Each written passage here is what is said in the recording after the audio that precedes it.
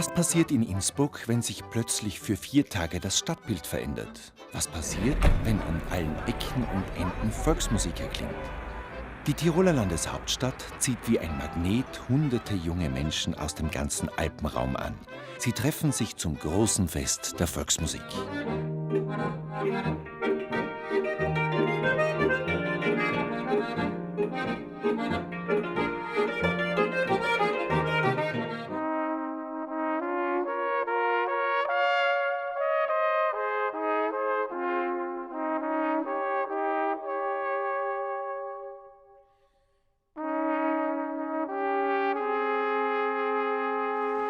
Im Bereich Instrumentalgruppe ist dieser Preis vergeben worden an die Flera Gitschen aus Südtirol.